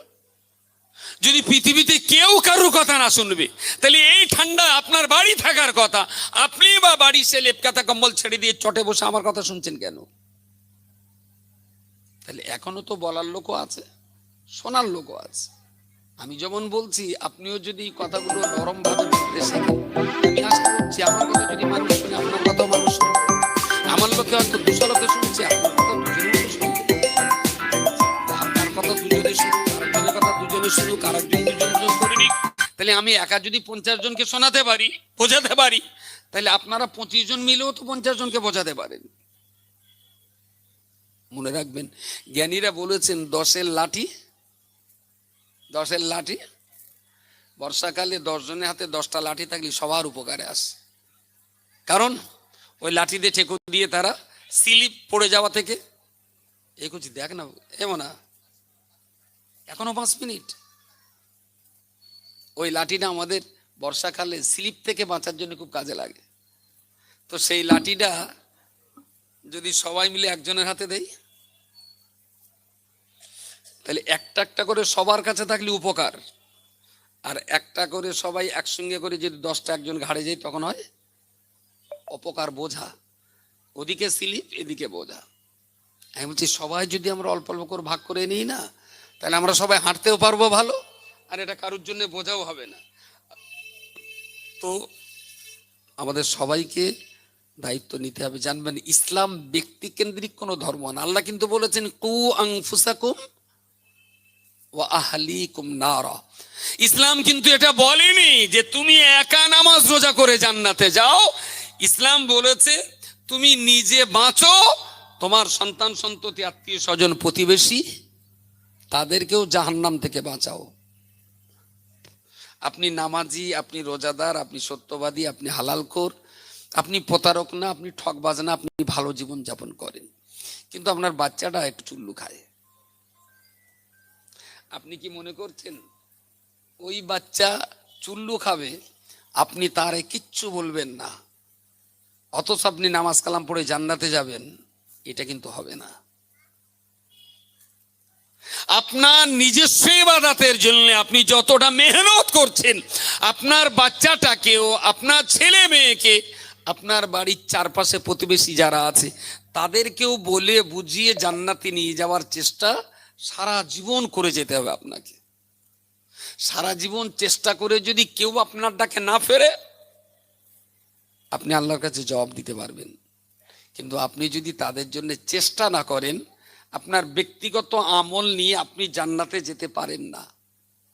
আপনি যদি জান্নাতে যাবেন, ছেলে মেয়ে আছে, প্রতিবেশীরা আছে, ওরা তখন বলবে বাবা কোথায় যাচ্ছ, বলে জান্নাতে যাচ্ছি। তাহলে কি নিয়ে? তাহলে নামাজ কালাম নিয়ে যাচ্ছি। তাহলে আব্বা তুমি তো আমাদের নামাজ কালাম শেখাওনি, তা তুমি যখন শিখেছো জান্নাতে যাচ্ছ তো আমাদের উঠলে চলো। বলো কাকা তুই তো নামাজ কালাম পড়িসনি, তুই কি করে যাবি? বলে আব্বা আমি তো পড়িনি, তুমি শেখাওনি তাই পড়িনি। এখন দুটো জিনিস, তুমি যেখানে যাচ্ছ হয় আমাদের লে চলো, তা যদি না পারো আমরা যেখানে যাচ্ছি তুমি আমার সঙ্গে এসো। চোখের সামনে লক্ষ লক্ষ জাহান্নামী, লক্ষ লক্ষ নামাজি, রোজাদার, হালাল কো সত্যবাজি, হাজি গাজিরাও সন্তান আর প্রতিবেশীর হক আদায় না করার জন্য এরাও সেই নামাজ রোজা হজ যাকাতের পাহাড় পরিমাণ সওয়াব নিয়ে এরাও জাহান্নামে যাবে প্রতিবেশীদের হক আদায় না করার কারণে। শুধু গ্রামে না, ওটা পয়সা দিয়ে মার খাওয়াতে হচ্ছে, আর এরা ফ্রি মার খাওয়াচ্ছে। যেহেতু মাস্টারের মাসে 700 কোটি টাকা দিতে হয়, তাহলে মাস্টার কেন একবার মারবে না? আর এরা ফ্রি মাস্টার, ও মারবে কেন? এটা তো পয়সার মাস্টার, সুতরাং মারতে পারে। আমি এই জায়গাটায় দাঁড়িয়ে আমার প্রতিবেশী এই দক্ষিণ দাঁড়া, তিলডাঙ্গা, পশ্চিম খামারপাড়া, আমার গ্রাম বইকারা, একটা চরম জঙ্গলের রাজত্বে আমরা বসবাস করছি। কোনো শাসন নেই, কোনো নিয়ম নেই, কোনো কানুন নেই। রাত 1:30টার দিকে আমি বাড়ি এসছি, ঘরে যে সবেমাত্র তখন 2টো বেজে গেছে, শুয়েছি, দেখে একটা গাড়ির আওয়াজ আর একটু কথা বলার আওয়াজ। গাড়িটা আমার বাড়ির সামনাসামনি এসে আওয়াজটা বন্ধ হলো, একজন কথাবার্তা বলছে, কি কথার টোনটা ভালো না। আমি উঠে এসছি, এসে দেখি একটা অটো বাঁধা আছে, আর সামনে একজন আর কি টলাটলি হচ্ছে, আর বিরাট মোটা মোটা কথা, ইচ্ছা করলে এই গাড়ি এখান থেকে ছুড়ে দেবো, এত কিলোমিটার দূরে গিয়ে পড়বে, ইচ্ছা করলে আমি যখন তখন দিল্লি যেতে পারি। তার মানে একটা বিরাট বড় জমিদারি তাল। তা মাঝে মাঝে মনে হচ্ছে গিয়ে কি 2টো বাড়ি কুসকে দেবো, আবার মনে হচ্ছে আমি মারলি যদি ভালো হতো, তাই নেই মারতাম, আর আমি যদি মারি কালকে তো তারও টেনশন করো যে ভাই আমার মেললো, হয়তো 3 গ্লাসের জায়গায় 4 গ্লাস খাওয়াই, সে তো আবার সর্বনাশ। তো বলি ওর নেশাটা কাটুক, সকালে একবার যাবো ওর বাড়ি। তা দেখলাম আমি যখন তখন ফিরছি ততক্ষণ ওর ঘুম ভাঙেনি, বলে একটা ধরবো ওর আমি। রাত 2টোর সময় একটা মুসলমান ঘরের বাবা, সে কখনো মদ খেয়ে চলতে পারে? সে তো আমার প্রতিবেশী। তো আমার মনটা এত খারাপ হলো যে আমি কাদের মাঝখানে বাস করছি, কোথায় বাস করছি? যেখানে আমার বসবাস, আমার চারিপাশটা যদি ভালো না থাকে, তাহলে আমি নিজেও তো ভালো থাকতে পারবো না। আমার চারিপাশটা যদি ভালো থাকে তাহলে আমি নিরাপদ, আমার সন্তানগুলোও নিরাপদ। তাহলে আমার ডিউটি আমার নিজেকে ভালো থাকা, আমার চারিপাশটাকে ভালো রাখা, এটাও আমার ডিউটি। ওরা ভালো হবে না হবে আল্লাহই জানবেন, তবে আমার চেষ্টাটা করে যেতে হবে। আমি যদি চেষ্টা না করি তাহলে হয়তো আল্লাহর কাছে ধরা পড়তে হবে। তবে এখনো বিশ্বাস আছে ওরা হাত ধরলি একেবারে যে ছিনিয়ে এনে বেরোবে, এটা আমার ঠিক মন বলে না। হয়তো নেশাটা ছাড়বি কিনা জানি না, অন্তত মাথা নিচু করে দাঁড়াবে। আমরা যদি সবাই মিলে একটু চেষ্টা করতে পারি। কিন্তু আমাদের সমাজে একটা খুব বাজে কথা আছে, এই কথাটা একদম মনে হয় যে ওই কথাটা যদি ধারে কাছে পেতুম, কথাটারে মার্ডার করা খুব জরুরি। যে বাড়ির ভাত খেয়ে বোনের বসে দাঁড়াবো,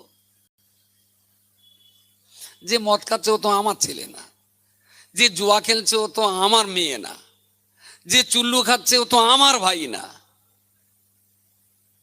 আরে চুল্লুখোর, মদখোর, গাঁজাখোর, মিথ্যাবাদী, প্রতারক, ঠকবাজ, এরা তোর কেউ না, তাই বলে কি তোর কোনো দায়িত্ব বর্তায় না? তুই তো এই গ্রামের নাগরিক, তুইও তো ভাই এই গ্রামের নাগরিক।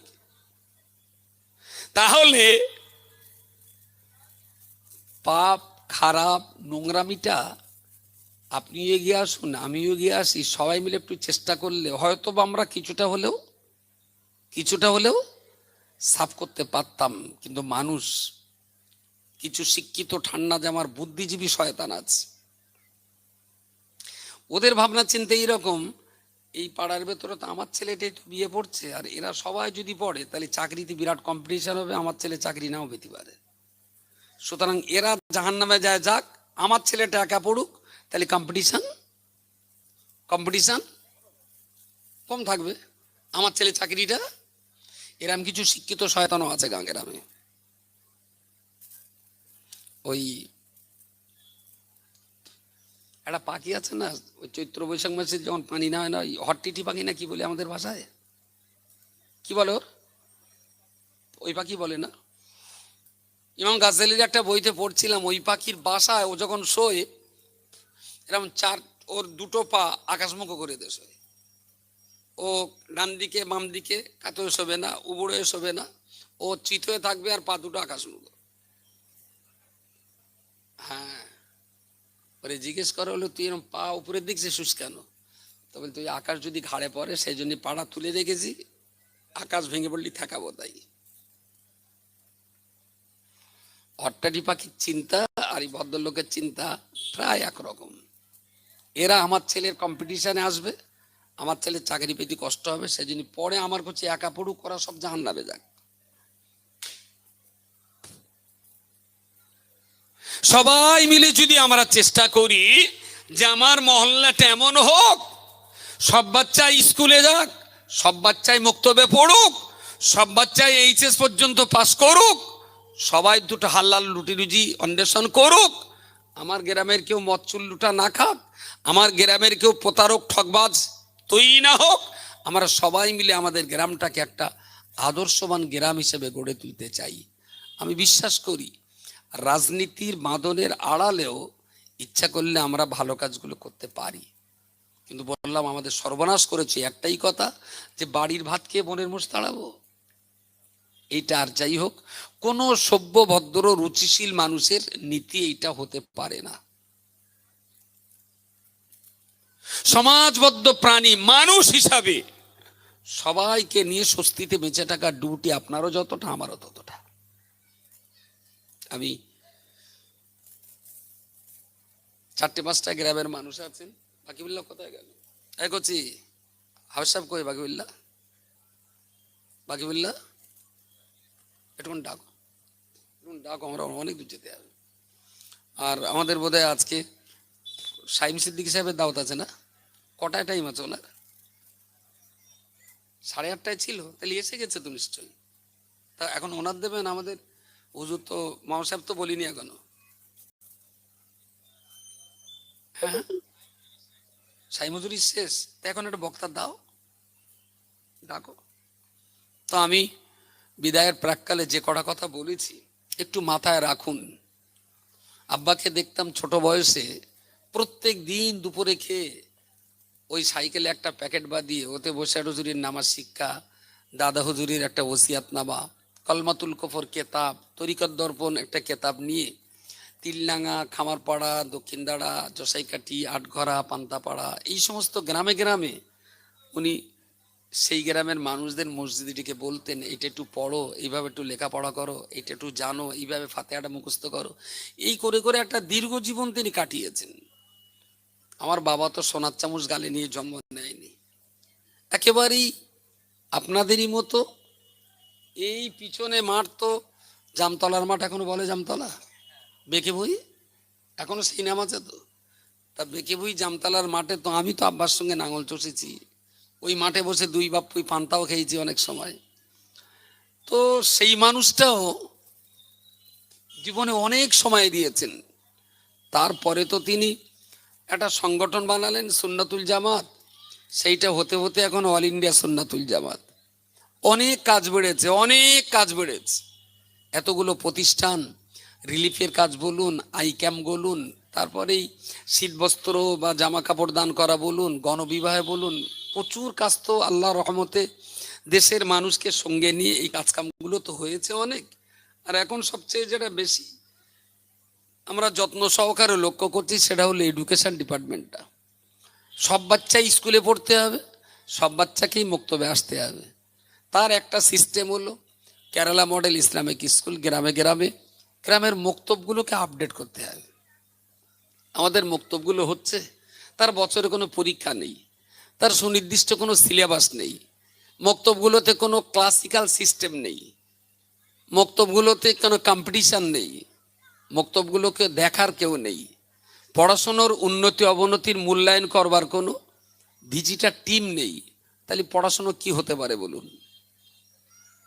পুরোনো কালের যে মক্তব তার চলার দশা এরকম। আমরা সেইটাকে সুনির্দিষ্ট একটা সিস্টেমে, যে মক্তবের জন্য যে সিস্টেম, 6 বছরের বাচ্চা ক্লাস 1, 7 বছরের বাচ্চা ক্লাস 2, 8 বছরের বাচ্চা ক্লাস 3, এইভাবে ক্লাস ভাগ করে করে ওদের 4-5টা কেতাব পড়ানো, কোরআন, হাদিস, ফিকহ, আখলাক আর আকায়েদ।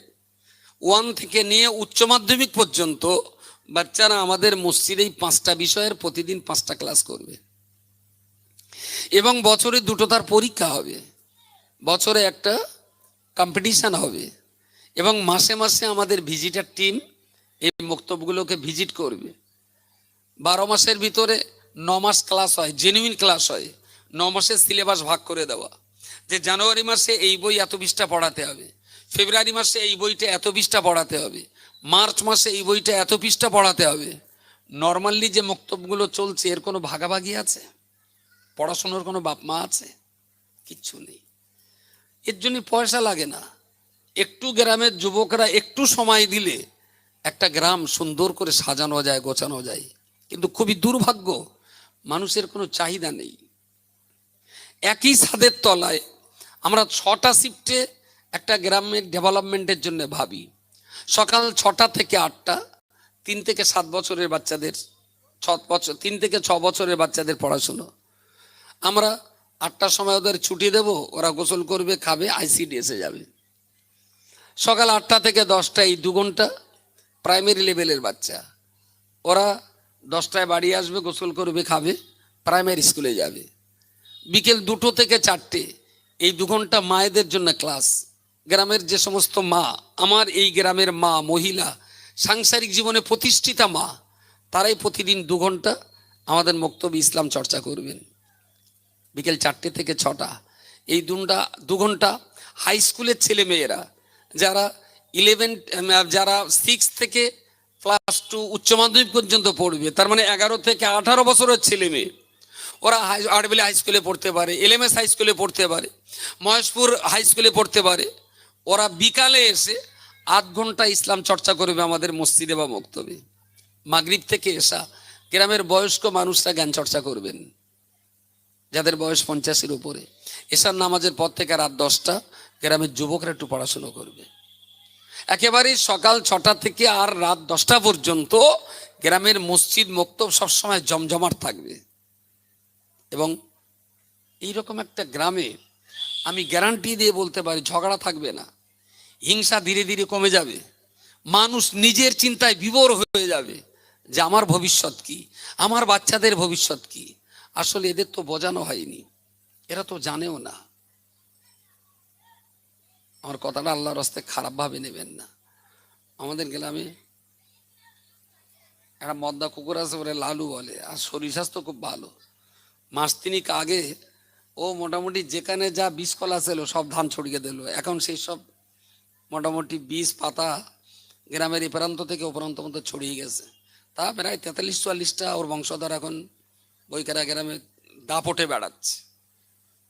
এখন লালু ধান ছড়িয়ে দিয়েছে, চারা হয়ে গেছে, সারা গ্রামে চড়াচ্ছে। এখন কোন বাচ্চাটা সাইকেলের তলায় যাচ্ছে, কেডা ইঞ্জিন ম্যানের তলায় যাচ্ছে, কেডা কাজ চুলোয় পড়তেছে, লালুর কোনো টেনশন আছে? আমার কথা পাওয়া যায়নি? লালুর কোনো টেনশন? ও মাল বীজ পাতাতে খালাস। ইউ ঠিক লালু বেনা উৎপাদন করে ছেড়ে দিল, গাঁজা খাচ্ছে না চুল্লু খাচ্ছে, তেরঙ্গা খাচ্ছে না মাল খাচ্ছে, সে ভাত খাচ্ছে না পচা পান্তা খাচ্ছে, 2 পেয়ে লালুরও কোনো খবর নেই, 4 পেয়ে লালুরও খবর নেই। তা আমরা কি লালুর আব্বা না মানুষের আব্বা? ভাবতে ইচ্ছা হচ্ছে।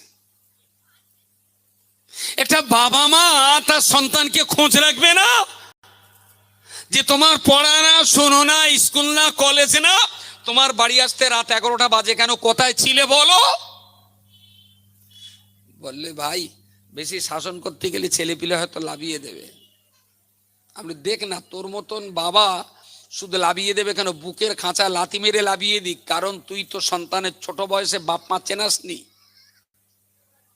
ওই বাচ্চাটা যেদিন 3 বছর বয়স ছিল সেদিন যদি মক্তবে পাঠাতে, তাহলে মক্তবের মাওলানারা ওর মাথায় ঢুকিয়ে দিত, তুমি হাফেজ, কারি, মাওলানা, পীর, ডাক্তার, মাস্টার, ইঞ্জিনিয়ার যাই হও না কেন, তোমার জান্নাত তোমার বাপ মার পায়ের তলায়। 3 বছর বয়সে সন্তানের মাথায় যদি ঢুকিয়ে দিতে, সন্তানের হিম্মত ছিল না বাপ মার মুখের উপরে কথা বলার। তুমি তো তোমার বাচ্চার মাথায় সেগুলো ঢোকাওনি, তাহলে বাচ্চা কেন তোমাকে আজকে ধমকাবে না, চমকাবে না? খুবই দুঃখজনক। প্রজন্ম তো যা সর্বনাশ হওয়ার হয়েছে, অন্তত একটু এখনো যদি একটু ঘুরে দাঁড়ান, আমি এখনো বিশ্বাস করি যদি একটু শিক্ষিত মানুষ, একটু সমাজ সচেতন মানুষ, একটু উদার আর মুক্তমনা মানুষ, যুবক ছেলে যারা, এরা যদি সবাই মিলে একটু চেষ্টা করে যে গ্রামটা আমার, এই গ্রামটা ভালো থাকলে আমি ভালো থাকতে পারবো, এই পাড়াটা ভালো থাকতে পারলে আমি বাচ্চা কাচ্চা নিয়ে ভালো থাকতে পারবো, এই সমাজটা ভালো হলে আমিও ভালো থাকতে পারবো, তো সবার জন্য আমার একটু সময় দেওয়া উচিত। সব জায়গায় পয়সা দেখলে হবে? আমি তো মানুষ, আপনি তো মানুষ, তাহলে মানুষের জন্য একটু ফ্রি সার্ভিস থাকবে না? আপনি বলুন, এই রাস্তার উপরে কেউ যদি এখন অ্যাক্সিডেন্ট করে পড়ে, তাহলে অ্যাক্সিডেন্ট করার রুগীর সঙ্গে কি পয়সা চুক্তি করে তারপর হসপিটালে যাবেন? অনেক যুবক ছেলে আছে, ওর জ্ঞান না ফিরলেও এরা অন্তত একজন পিছনে বসে, একজন বাইক চালিয়ে ওকে আড়কলা করে ধরে, বহু ছেলে আছে এই গ্রামে, তারা রুগীটাকে ধান্য করিয়ে নিয়ে যাবে। এখনো পৃথিবীতে দয়া, মায়া, মমতা উঠে যায়নি, মনুষ্যত্ব এখনো পরিপূর্ণ হত্যা হয়ে যায়নি, এখনো পৃথিবীতে মনুষ্যত্ব টিকে আছে। তো ফিজিক্যাল অ্যাক্সিডেন্ট হলে যদি এতটা সেবা করেন, তাহলে সফট কপির যে অ্যাক্সিডেন্ট, হিউম্যানিটির যে দুর্ঘটনা, মানবতার যে অপমৃত্যু ঘটছে, এ ব্যাপারেও তো যুব সমাজের স্যাক্রিফাইস করা উচিত। আপনারা যদি একটু ভাবেন, অভিভাবকরা যদি একটু ভাবেন, আমি বিশ্বাস করি এই সমাজ আবার পাল্টানো যাবে। আমাদের কাছে হুমকি নেই, ধমকি নেই, ঝগড়াঝাটি নেই, ভয় দেখানো নেই, গালিগালাজ নেই, আমরা কাউকে লোভ দেখাতেও পারবো না, ধমকানি আর চমকানিও দিতে পারবো না। শুধু এতটুকুই আছে, সেটা হলো ভালোবাসা, সেটা হলো শ্রদ্ধা, সেটা হলো মহব্বত। এইটুকুও যদি সমাজকে দিতে পারি, আশা করি সমাজের অনেক মানুষ অনেকের কথাই শুনবে। যদি কেউ কারোর কথা না শুনবে, তাহলে বলুন আমার কথা আপনারা শুনছেন কেন? বলুন বলুন। যদি পৃথিবীতে কেউ কারোর কথা না শুনবে, তাহলে এই ঠান্ডা আপনার বাড়ি থাকার কথা, আপনি বা বাড়ি সে লেপকাতা কম্বল ছেড়ে দিয়ে চটে বসে আমার কথা শুনছেন কেন? তাহলে এখনো তো বলার লোকও আছে, শোনার লোকও আছে। আমি যেমন বলছি, আপনিও যদি কথাগুলো নরম ভাবে বলতে শেখেন, আমি আশা করছি আমার কথা যদি মানুষ শুনে, আপনার কথা মানুষ শুনে। আমার লোকে হয়তো 200 লোকে শুনছে, আপনার কথা দুজনে শুনবে, আপনার কথা দুজনে শুনুক, আরেকজনের কথা দুজনে শুনুক, আরেকজন দুজন করে নিক। তাহলে আমি একা যদি 50 জনকে শোনাতে পারি, বোঝাতে পারি, তাহলে আপনারা 25 জন মিলেও তো 50 জনকে বোঝাতে পারেন। মনে রাখবেন, জ্ঞানীরা বলেছেন 10-এর লাঠি, 10-এর লাঠি, বর্ষাকালে 10 জনের হাতে 10টা লাঠি থাকলে সবার উপকারে আসে। কারণ ওই লাঠি দিয়ে ঠেকু দিয়ে তারা স্লিপ পড়ে যাওয়া থেকে, এই করছি দেখ না এমন না, এখনো 5 মিনিট। ওই লাঠিটা আমাদের বর্ষাকালে স্লিপ থেকে বাঁচার জন্য খুব কাজে লাগে। তো সেই লাঠিটা যদি সবাই মিলে একজনের হাতে দেয়, তাহলে একটা একটা করে সবার কাছে থাকলে উপকার, আর একটা করে সবাই একসঙ্গে করে যদি 10টা একজন ঘাড়ে যায়, তখন হয় অপকার, বোঝা, ওদিকে স্লিপ এদিকে বোঝা। আমি বলছি সবাই যদি আমরা অল্প অল্প করে ভাগ করে নিই না, তাহলে আমরা সবাই হাঁটতেও পারবো ভালো, আর এটা কারোর জন্য বোঝাও হবে না। তো আমাদের সবাইকে দায়িত্ব নিতে হবে। জানবেন, ইসলাম ব্যক্তি কেন্দ্রিক কোনো ধর্ম না। আল্লাহ কিন্তু বলেছেন কু আনফুসাকুম ওয়া আহলিকুম নারা। ইসলাম কিন্তু এটা বলেনি যে তুমি একা নামাজ রোজা করে জান্নাতে যাও। ইসলাম বলেছে তুমি নিজে বাঁচো, তোমার সন্তান সন্ততি আত্মীয় স্বজন প্রতিবেশী তাদেরকেও জাহান্নাম থেকে বাঁচাও। আপনি নামাজি, আপনি রোজাদার, আপনি সত্যবাদী, আপনি হালালখোর, আপনি প্রতারক না, আপনি ঠকবাজ না, আপনি ভালো জীবন যাপন করেন, কিন্তু আপনার বাচ্চাটা একটু চুল্লু খায়। আপনি কি মনে করছেন ওই বাচ্চা চুল্লু খাবে, আপনি তারে কিচ্ছু বলবেন না, অথচ আপনি নামাজ কালাম পড়ে জান্নাতে যাবেন? এটা কিন্তু হবে না।